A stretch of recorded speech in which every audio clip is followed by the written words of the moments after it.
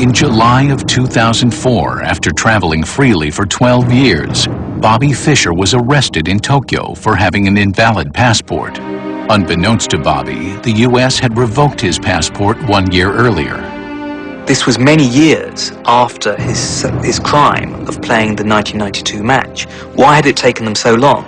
One can only assume it was because he'd started making these anti-American comments. The United States is controlled by the Jews. It is a filthy, dirty, rotten country in every way, and it's always been a filthy, dirty, rotten country. Bobby Fischer, I think, was being pursued because of what he said, which, should be anathema to our American ideals of free speech. Month after month, Bobby sat in a Japanese detention center. Lawyers fought to get him free. Salvation would come from an unlikely source. The Icelandic chess authorities, who were very fond of Bobby, and they had never forgotten the debt they owed to him for putting Reykjavik on the map. Bobby Fischer is a part of the Icelandic history now. He became the world chess champion here. This little group was formed, kind of activist, Free Bobby Fischer group. Bobby became aware of our efforts. So he wrote a letter to the foreign minister asking to become an Icelandic citizen. And it was passed with a great majority. After 9 months in captivity, Bobby was released to the Icelandic officials. He traveled 5,500 miles to his new home. When you saw him arriving at the airport in Iceland, he looked like he had gone to hell and come back. He had been at the edge of the abyss. He was grim, forlorn. He looked broken.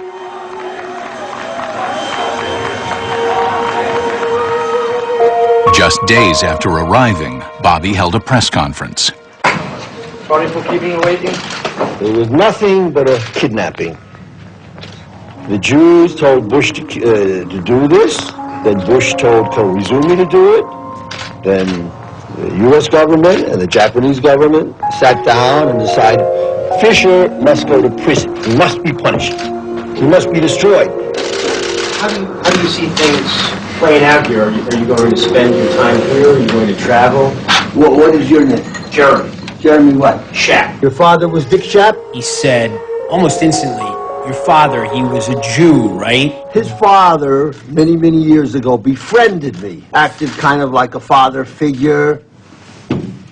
And then later, like a typical Jewish snake, he rapped me very hard. He said, I don't have a sane bone in my body. I didn't forget that. Honestly, I don't know that you've done much here today, really, to disprove anything he said.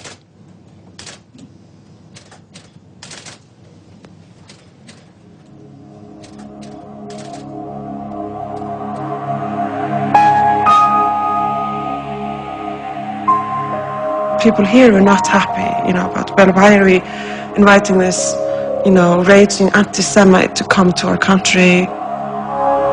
But since his arrival, Bobby has kept a low profile, doing his best to blend into the Icelandic landscape. He's very quiet, he's content with himself. He has not made any problems at all here in Iceland. People are leaving him alone, really, and the media is leaving him alone, and I think that's great. I think that's the way it should be. Since childhood, Bobby Fischer has always preferred to be alone. Wasn't it Hamlet that said, I could be bound in a nutshell and count myself a king of infinite space? And that's what he has done. He has been bound in a nutshell for decades. But all the time he has counted himself a king of infinite space.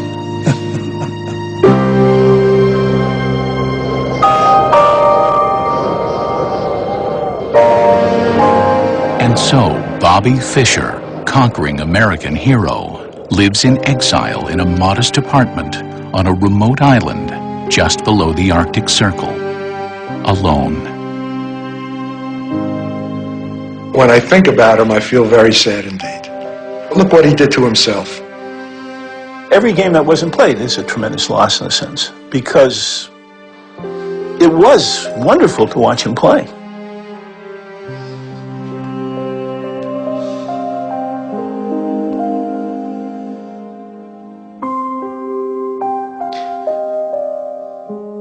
The worst thing in the world, the waste of human potential. For him, for all society.